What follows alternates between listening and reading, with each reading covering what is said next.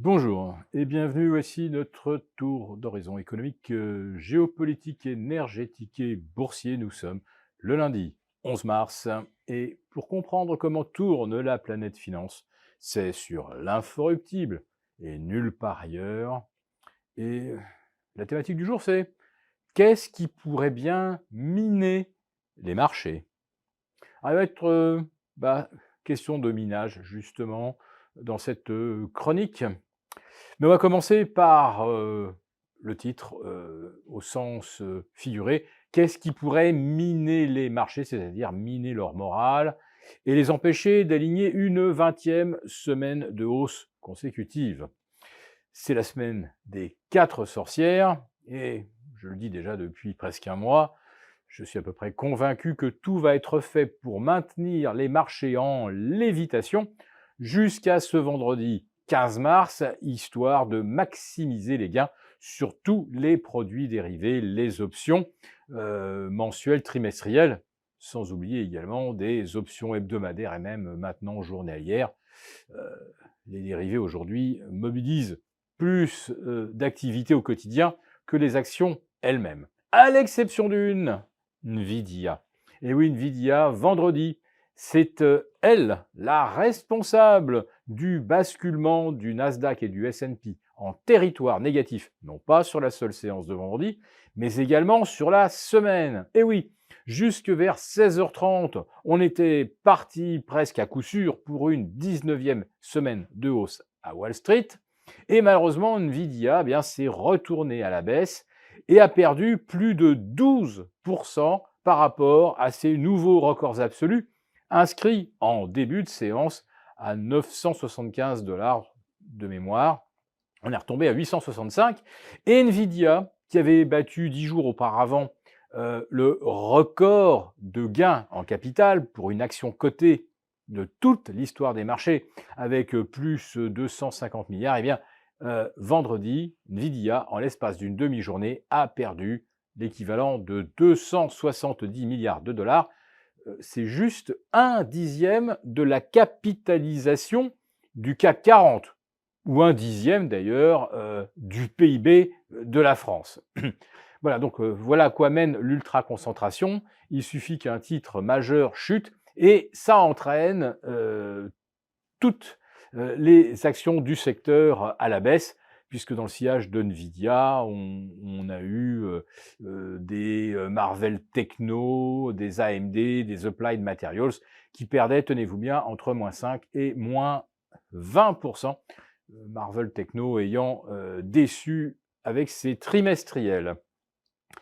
Donc ça a effectivement miné, peut-être pas le moral de Wall Street, mais en tout cas, ça a bien miné la performance du S&P et du Nasdaq vendredi dernier.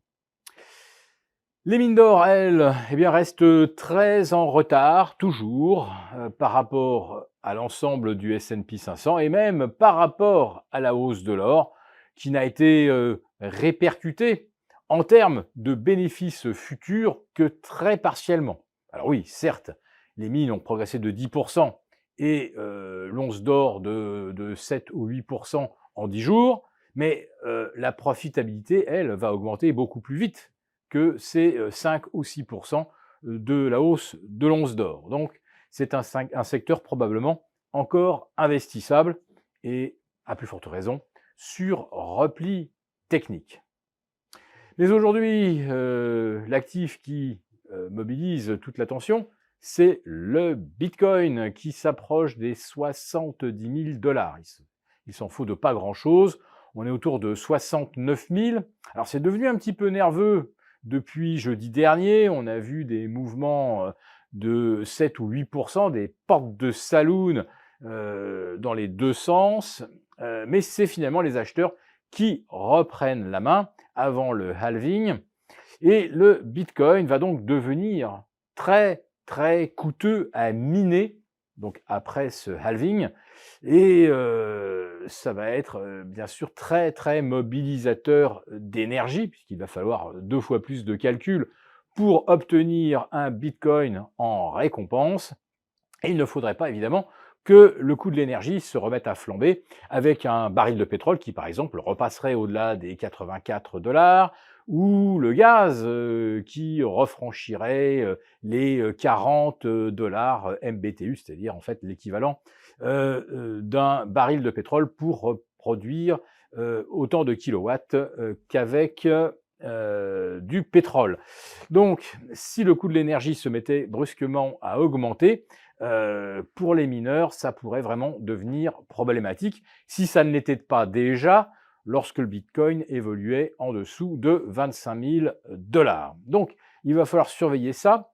Et puis, autre chose également, c'est l'évolution du protocole Bitcoin.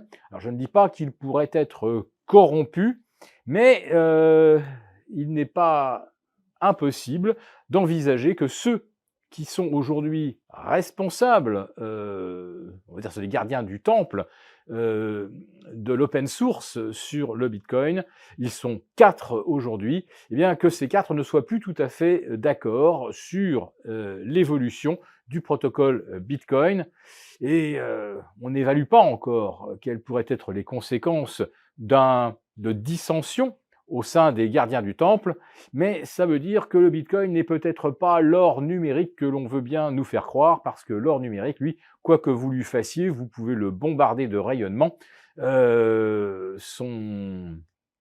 Ses caractéristiques atomiques restent absolument les mêmes, et pour le Bitcoin, ce n'est pas totalement la réalité.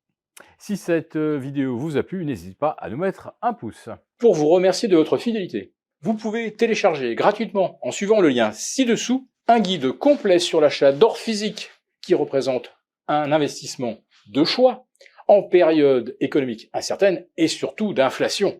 N'oublions pas que depuis un an, l'or a gagné 12%. Merci et à bientôt. Merci beaucoup d'avoir regardé cette vidéo. N'hésitez pas à réagir dans les commentaires ou à liker et partager cette vidéo si le contenu vous a plu. Et pour ne rater aucune de nos prochaines émissions, vous pouvez vous abonner à notre chaîne et activer les notifications. Et pour plus de contenu, n'oubliez pas que le dernier rapport rédigé par nos experts est accessible en cliquant sur le lien de description. On se retrouve tout de suite dans les commentaires et je vous dis à très bientôt pour une prochaine vidéo.